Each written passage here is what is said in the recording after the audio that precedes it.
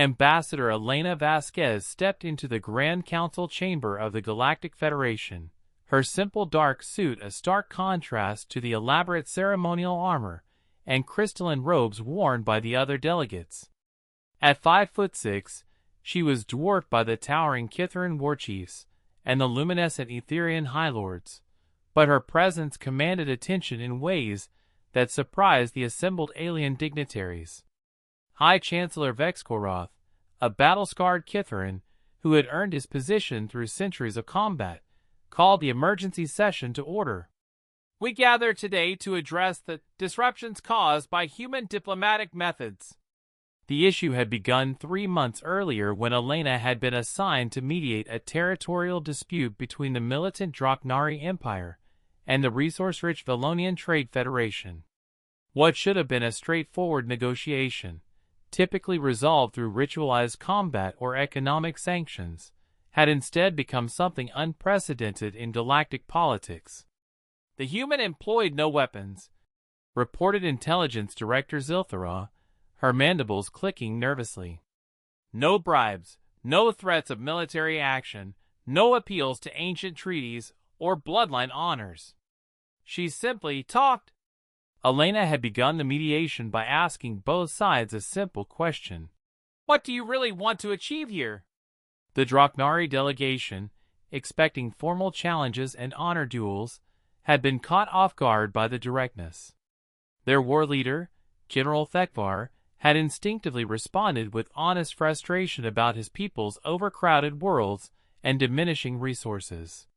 The Valonians, accustomed to negotiations focused on trade calculations and resource exchanges, found themselves discussing their deep cultural fear of military expansion and their children's future in an increasingly hostile galaxy. She made them explain their actual motivations instead of their stated positions, continued Zilthara, consulting her notes with visible distress. Within hours, both sides were problem-solving together instead of fighting each other. High Chancellor Vexkorotha's claws scraped against his ceremonial armor. This is precisely the problem. Conflict resolution should follow established protocols. Challenge, combat, victory.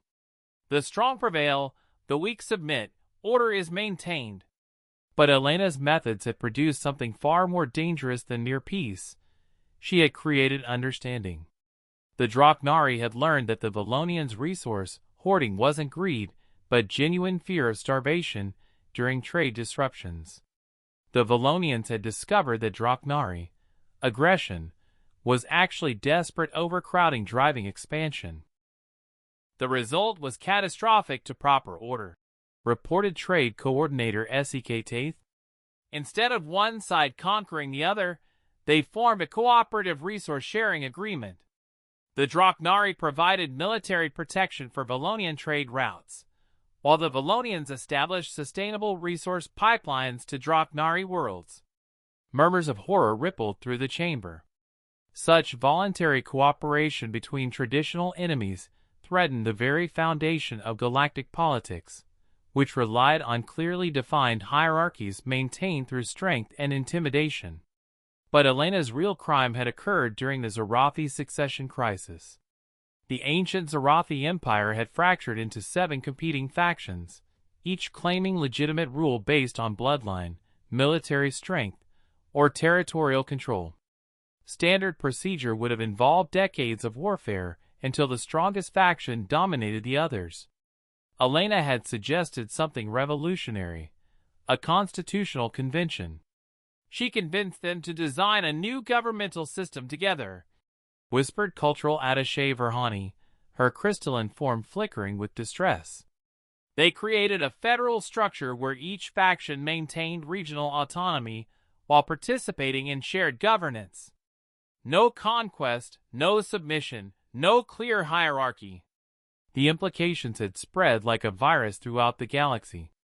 Other species had begun requesting human-style mediation for their own conflicts.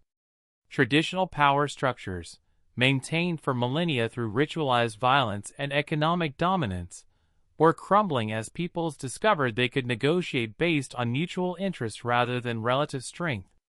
High Chancellor Vexkoroth stood, his massive frame radiating authority. The humans have introduced a form of warfare we cannot combat. They attack the very concept of victory and defeat, replacing it with collaboration. He spat the word like a curse. Elena finally spoke, her voice calm and measured. Your Honor, we've simply applied basic human diplomatic principles. We assume that everyone involved wants something reasonable, and we help them figure out how to get it without preventing others from getting what they need. Exactly, roared Vexkoroth. You've weaponized empathy.